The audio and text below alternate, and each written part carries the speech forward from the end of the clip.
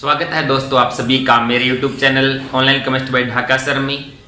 हमने last lecture में अणुसंख्यक गुणधर्म पढ़े थे, तो उनको अपन दोबारा देख लेते हैं। जैसे एक तो था अपना वाष्प दाब में अपेक्षिक अवनमन और वाष्प दाब में अपेक्षिक अवनमन जो है इसे हमने P0 B minus P upon P0B से लिखा था और ये बराबर था विलय की मोल भिन्न के, मीन्स XA के बराबर था। या फिर वाष्प दाब में अपेक्षिक अवनमन जो है वो बराबर हो जाएगा Na upon Na plus Nb, और इसको नेगलेक्ट करें और इनके मान रख दें तो हम इसकी जगह लिख सकते हैं Wa upon Ma into Wb, और यहाँ क्या आ जाएगा भी Mb। और हमें यहाँ मोलर द्रव्यमान निकालना हो तो इस फॉर्मूले से निकाल सकते हैं। सेकंड इसमें था कवथनांक में उन्नयन, और कवथनांक में उन्नयन के लिए हमने पढ़ा था del TB equals to KB into small M. Small M यहाँ पे क्या थी, मोललता। या फिर del TB equals to KB into WA into 1000 upon MA into WB, और ये किस में रहना चाहिए, ग्राम में। तो यहाँ बाकी सारे मान ज्ञात हो तो मोलर द्रव्यमान निकाल सकते हैं। थर्ड इसमें था हिमांक में अवनमन del TF equals to KF into small m, या फिर del TF equals to KF into WA into 1000 upon MA into WB, ये ग्राम में। तो यहाँ MA निकाल सकते हैं बाकी सारे मान ज्ञात हो तो। और नंबर 4 हमने पढ़ा था प्रासरण दाब, जिसे पाई से दर्शाते हैं। तो pi equals to CRT। C यहाँ पर मैंने कहा था मोलरता ही है, तो मोलरता के लिए क्या करेंगे, WA into R into T upon MA into V solution, litre में रहना चाहिए। ये ml में हो तो यहां 1000 से गुणा करें। तो देखिए यहां हमें Ma निकालना हो, मोलर द्रव्यमान निकालना हो विलय का। देखो ये अणुसंख्यक गुणधर्म कब पढ़ रहे हैं, जब आपका विलय अवाष्पशील ठोस है तब पढ़ रहे हैं ना। और इस कंडीशन में हमें बाकी सारे मान पता हो और हमें विलय का मोलर द्रव्यमान निकालना हो तो अपन निकाल सकते हैं। अब देखो इनमें छोटे छोटे जो क्वेश्चन है वो किस प्रकार से बनते हैं, वर्बल क्वेश्चन जो आते हैं वो क्या है, वो देखिए।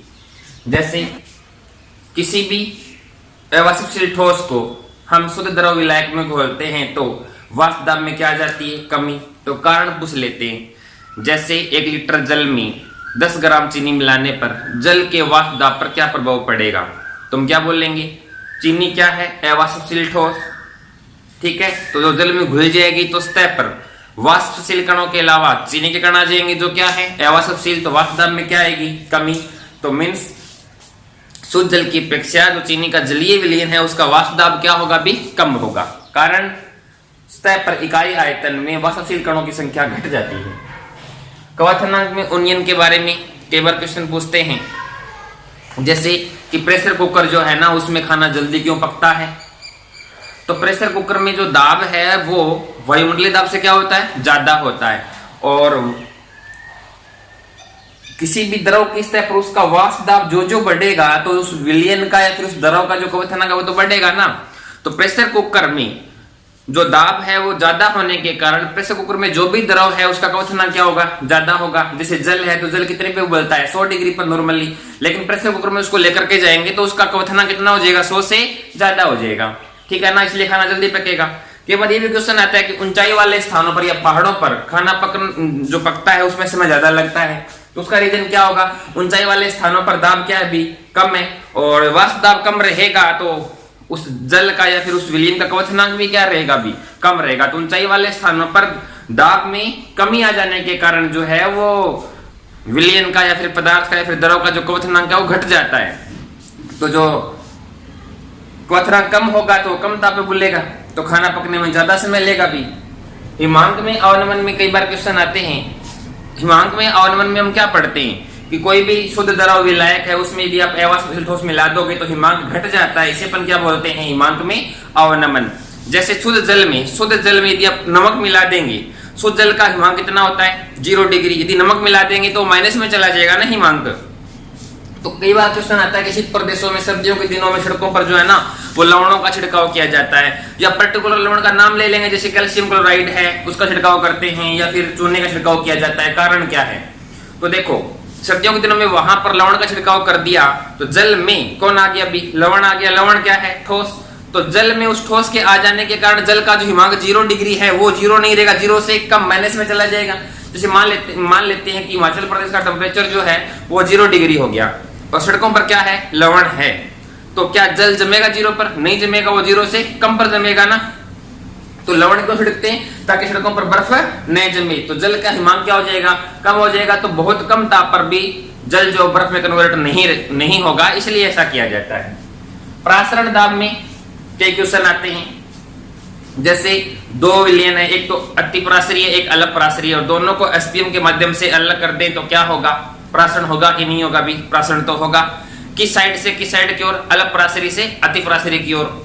2 समप्रासरी विलयन है, दोनों को एसपीएम के माध्यम से पृथक करें तो क्या प्रासरण होगा, हम कह देंगे नहीं होगा, क्योंकि दोनों क्या है, समप्रासरी, दोनों का प्रासरण दाब क्या है, समान है।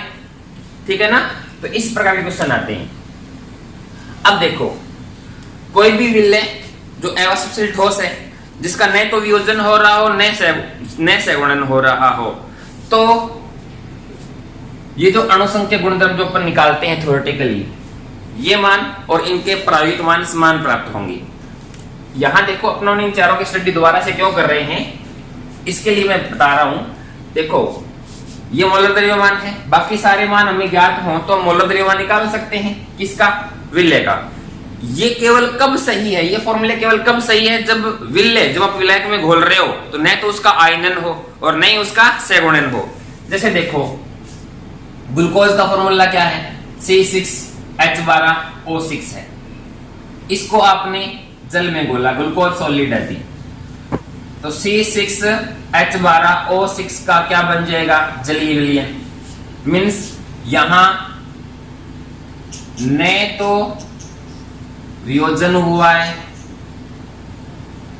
और न तो वियोजन हुआ है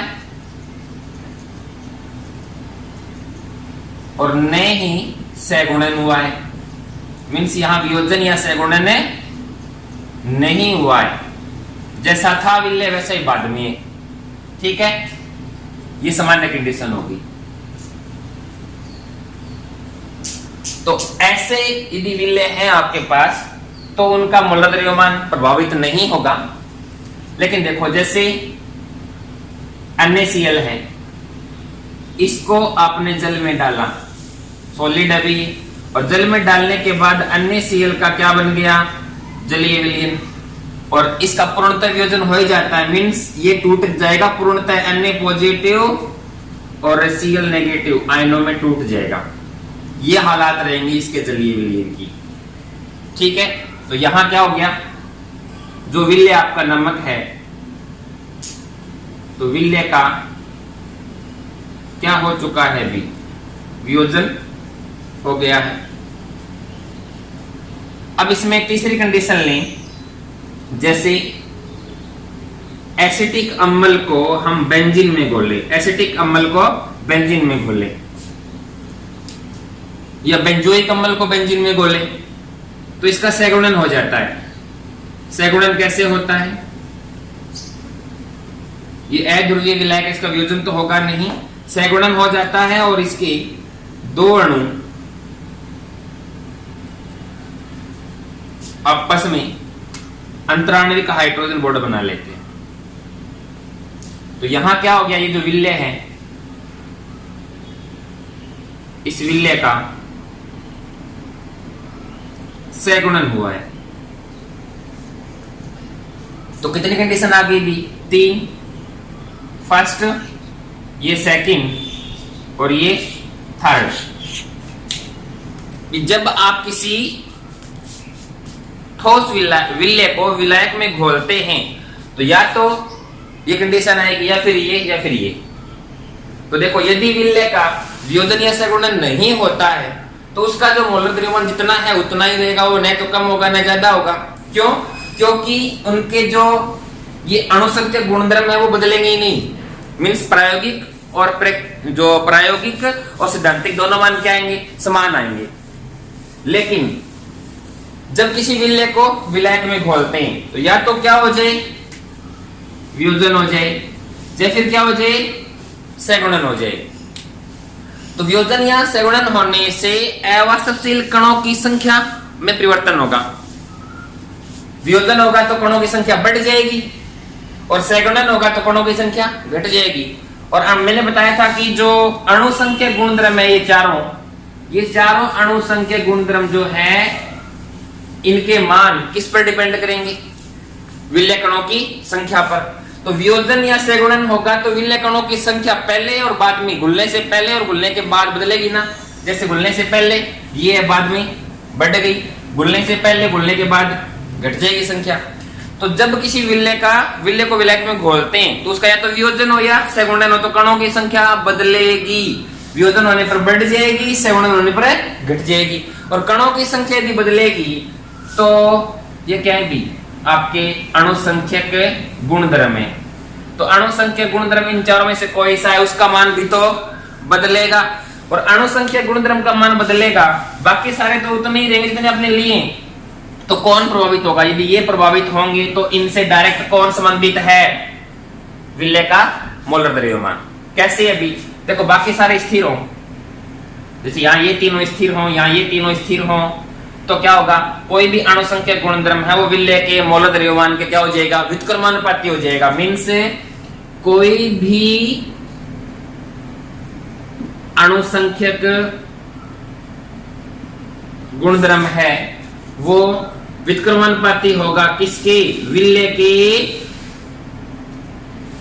मोलर द्रव्यमान। ठीक है? तो देखिए, अणुसंख्यक गुणधर्म बदलेंगे तो मोलर द्रव्यमान इसके क्या है? व्युत्क्रमानुपात ये भी बदलेगा। किसका मोलर द्रव्यमान बदलेगा? विलय का। मीन्स जैसे ग्लूकोज का मोलर द्रव्यमान होता है 180 ग्राम पर मोल, ठीक है, सामान्य मोलर द्रव्यमान। अन्य का कितना होता है? 58.5 ग्राम पर मोल। और एसिटिक एसिड का कितना होता है? 60 ग्राम पर मोल होता है। ये इनका सामान्य मोलर द्रव्यमान है। घुलने से पहले इनका जो मोलर द्रव्यमान है वो ये हो गया। अब देखो, 1 मोल ग्लूकोज है और घुलने के बाद भी इसका नया वियोजन हुआ है, नए से सहगुणन हुआ है, तो 1 मोल ही है। घुलने से पहले और घुलने के बाद ग्लूकोज 1 मोल है, तो ग्लूकोज के कणों की संख्या भी क्या है? सेम है। तो घुलने के बाद भी इसका मोलर द्रव्यमान कितना आएगा? 180 ग्राम पर मोल। तो घुलने से पहले और घुलने के बाद कणों की संख्या क्या है? सेम। और कणों की संख्या सेम है तो घुलने से, तो कणों की संख्या सेम है तो सामान्य अणुसंख्यक गुणधर्म और बाद में जो आएंगे प्रायोगिक, वो दोनों क्या होंगी? वैल्यू सेम होंगी। अब देखो, ठोस विलय है, इसका मोलर द्रव्यमान ये है। अब इसको जल में घोला, क्या हो गया? वियोजन। वियोजन जैसे इसका 1 मोल लिया तो 1 मोल में अन्य सेल की कणों की संख्या कितनी हो गई? अवगाद्रो संख्या के बराबर हो गई। इसके बाद 1 मोल क्या बन गए? अन्य पॉजिटिव आयन। 1 मोल क्या बन गए? Cl negative ion. तो कुल कणों की संख्या कितनी हो गई? 2 मोल हो गई ना। तो पहले 1 मोल का द्रव्यमान ये है और फिर 2 मोल का भी तो यही है, तो ये कितना हो जाएगा? आधा। मीन्स यहाँ 58.5/2 इसका आधा हो जाएगा। मीन्स मोलर द्रव्यमान में क्या आ गई? कमी। देखो, पहले 1 मोल NaCl है, बाद में कितना हो गया 1 मोल Na पॉजिटिव 1 मोल Cl नेगेटिव। तो कणों की संख्या बढ़ी, दोगुनी हो गई, और कणों की संख्या बढ़ेगी तो ये बढ़ेंगे और ये बढ़ेंगे, ये बढ़ेगा, अणु संख्या गुणोत्तरम बढ़ेगा तो मोलर द्रव्यमान तो घट जाएगा ना। यदि पूर्णतः वियोजन हो तो कितना हो जाएगा, आधा हो जाएगा। अब देखो एसिटिक अम्ल का सामान्य मोलर द्रव्यमान होता है 60 ग्राम पर मोल, और इसको बेंजीन में घोला क्या हो गया सेगुणन। तो पहले 1 मोल का मोलर द्रव्यमान 60 है, अब ये पूरा कितना हो गया, कणों की संख्या जितनी पहले थी उसकी आधी हो गई ना। अब आधे का कितना है 60, इसका 60, इसका कितना हो गया 120। तो पहले कितना था 60, अब कितना है 120। कहने का मतलब सेगुणन होने से क्या बढ़ा, मोलर द्रव्यमान बढ़ गया। या देखो कणों की संख्या ले लें, पहले 1 मोल है, अब कितना हो गया फिर ये आधा, क्योंकि 1 मोल में कणों की संख्या कितनी है अवगाद्रो संख्या के बराबर, और सारे कण सैगुणित हो तो कणों की संख्या कितनी हो जाएगी, अवगाद्रो संख्या से आधी हो जाएगी। तो मींस मोलर द्रव्यमान दोगुना हो गया ना। तो कणों की संख्या घटी, कणों की संख्या घटेगी तो ये मींस अणु संख्या गुणोत्तरम घटेंगे तो कौन बढ़ेगा, मोलर द्रव्यमान बढ़ेगा, जिससे यहाँ क्या हो गया दोगुना हो गया। तो देखो अब इन तीनों एग्जांपल से हम क्या समझ सकते हैं कि जब अपन किसी विलेय ठोस विलेय को विलायक में घोलते हैं, उसका वियोजन या सैगुणन न हो तो जो अणु संख्या गुणोत्तरम है उनकी सैद्धांतिक वैल्यू मींस हम निकालते हैं और प्रायोगिक वैल्यू क्या आएंगी, सेम आएंगी। तो उनके सैद्धांतिक और प्रायोगिक मोलर द्रव्यमान भी क्या आएंगे, सेम आएंगे। लेकिन जब किसी ठोस विलेय को विलायक में घोलते हैं और उसका क्या हो जाए, वियोजन हो जाए, वियोजन होने पर कणों की संख्या बढ़ेगी, और कणों की संख्या बढ़ेगी तो अणु संख्या गुणोत्तरम के मान बढ़ेंगे, और बढ़ेंगे तो मोलर द्रव्यमान तो क्या हो जाएगा, कम हो जाएगा। मींस प्रायोगिक अणु संख्या गुणोत्तरम के मान ज्यादा आएंगे सैद्धांतिक से, ठीक है ना। और जो वास्तविक मोलर द्रव्यमान है उससे प्रायोगिक मोलर द्रव्यमान क्या आ जाएगा, घट जाएगा ना, कम आ जाएगा। इसी प्रकार से सैगुणन हो रहा हो तो कणों की संख्या घटेगी, और कणों की संख्या घटेगी तो अणु संख्या गुणोत्तरम के मान घटेंगे। मींस सैद्धांतिक से प्रायोगिक मान क्या आएंगे, कम आएंगे, और ये कम आएंगे तो कौन ज्यादा हो गया, मोलर द्रव्यमान ज्यादा हो गया। तो मोलर द्रव्यमान और अणु संख्या गुणोत्तरम आपस में क्या है, व्युत्क्रमणुपाती है। तो अपन बोल सकते हैं कि जब हम किसी विलेय को विलायक में घोलते हैं, विलेय ठोस होना चाहिए, तो उसका वियोजन या सैगुणन हो रहा होता है, तो उस कंडीशन में उसका जो मोलर द्रव्यमान है वो बदलेगा, मतलब सामान्य मोलर द्रव्यमान की अपेक्षा या तो ज्यादा होगा या कम होगा। तो इसे अपन क्या बोलते हैं, इसे बोला जाता है असामान्य मोलर द्रव्यमान। क्या बोलेंगे, असामान्य मोलर द्रव्यमान। तो देखो जैसे नमक का था कितना 58.5, कितना आधा हो गया ना। एसिटिक एसिड कितना था 60 था, कितना हो गया 120, डबल हो गया। तो ऐसे मोलर द्रव्यमान को असामान्य मोलर द्रव्यमान कहा जाता है, ठीक है ना।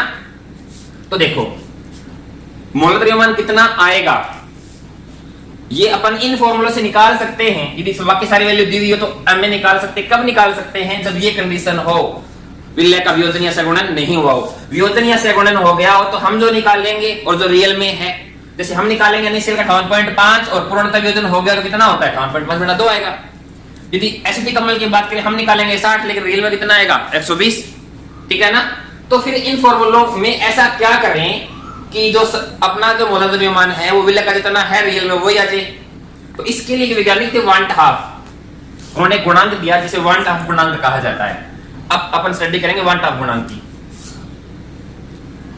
तो ये वांट हाफ गुणांक है क्या, जिसे आई से दर्शाते हैं, इसकी स्टडी कर रहे हैं। कब काम आ रहा है, जब विलेय का सैगुणन या वियोजन हो रहा है तो अणु संख्या गुणोत्तरम में किस प्रकार से परिवर्तन होगा और मोलर द्रव्यमान किस प्रकार से निकाल लेंगे, उसके लिए उपयोगी गुणांक है ये क्या, वांट हाफ गुणांक, जो वैज्ञानिक वांट हाफ ने दिया था। तो देखो पहले मैं आई का मान निकाल लेता हूं। यदि वियोजन या सैगुणन नहीं होता है तो इन फॉर्मूलों द्वारा निकाला गया मोलर द्रव्यमान या निकाले गए अणु संख्या गुणोत्तरम क्या होते हैं, बराबर आते हैं ना।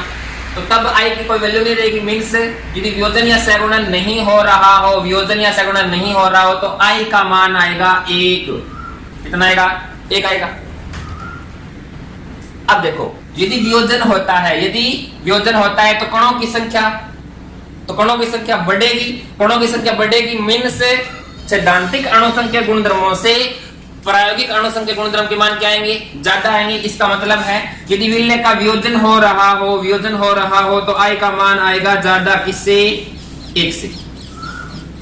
और यदि विलेय का सगुणन हो रहा हो तो कणों की संख्या घटेगी, तो कणों की संख्या घटेगी तो अणुसंख्यक गुणधर्म के मान जो हैं वो हम सैद्धांतिक मान से क्या आएंगे, कम आएंगे। कम आएंगे तो मींस अपन बोल सकते हैं कि यदि सगुणन हो रहा हो तो I का मान आएगा कम 1 से, I का मान 1 से कम आएगा। तो तीन बातें हो गई ना। यदि विलेय का वियोजन या सगुणन नहीं हो रहा है तो वांट आप गुणा की कोई उपयोगिता नहीं है, I का मान 1। यदि वियोजन हो रहा हो तो I का मान 1 से ज्यादा और सगुणन हो रहा हो तो I का मान 1 से कम आ जाएगा। तो देखो इस I की गुणा अपन यहां कर देते हैं इन फॉर्मूलों में, तो यहां कर दो भाई। अब देखिए विलेय ठोस है, उसका वियोजन या सगुणन नहीं हो रहा है तो I का मान कितना है, 1। तो यहाँ I का कोई मीनिंग नहीं है, मींस हमारे द्वारा निकाले गए और प्रयोग द्वारा जो प्राप्त होंगे अणुसंख्या गुणधर्म के मान या मोलर द्रव्यमान के मान क्या आएंगे भाई, सेम आएंगे। यदि वियोजन हो रहा हो तो हम जो निकालते हैं उससे प्राप्त क्या होते हैं, ज्यादा होते हैं। ज्यादा कब आएंगे, जब I का मान 1 से ज्यादा हो। तो मैंने तभी तो लिखा है I का मान 1 से ज्यादा, और सगुणन हो रहा है I का मान 1 से कम।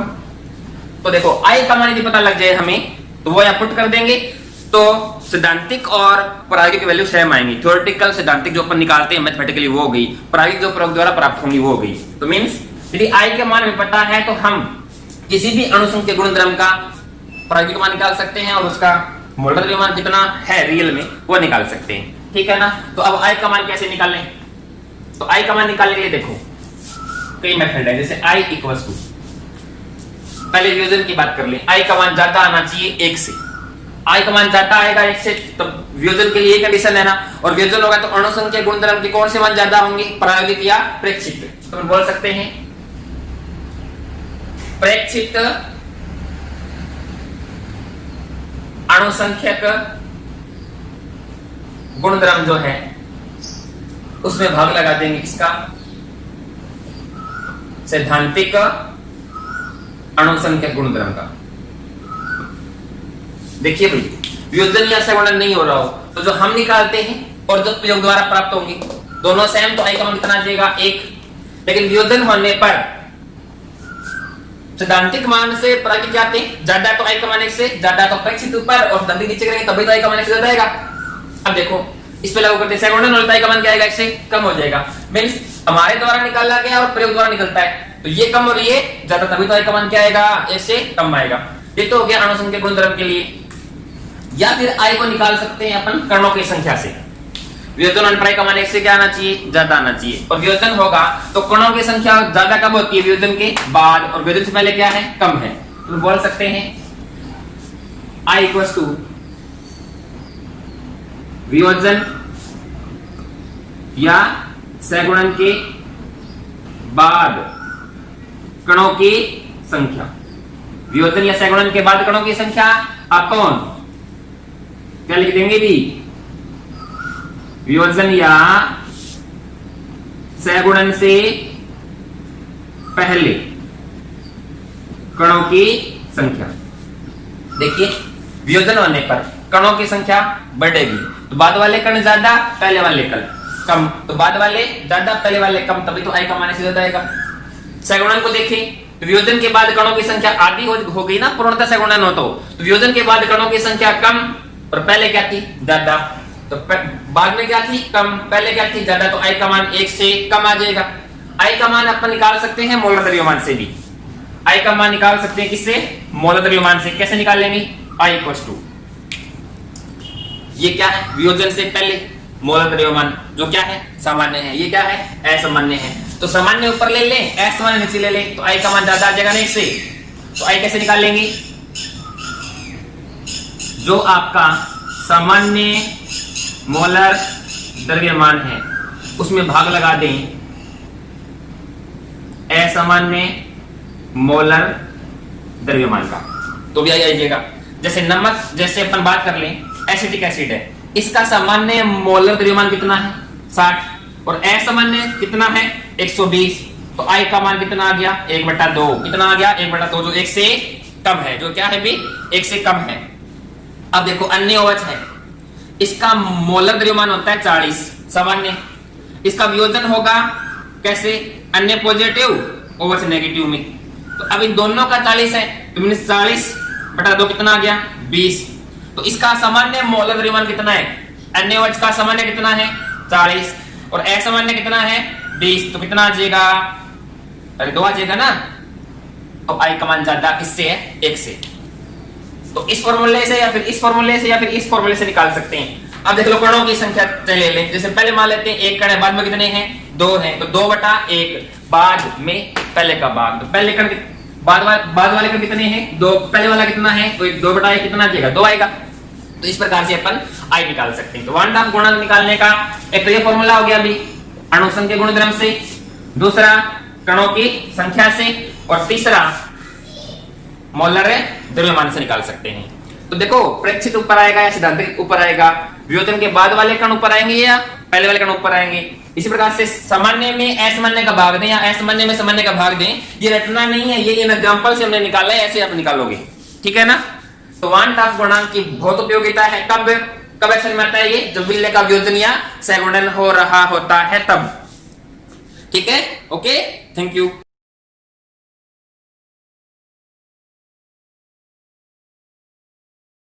लाइक शेयर, अरे घूरना बंद करो, पहले सब्सक्राइब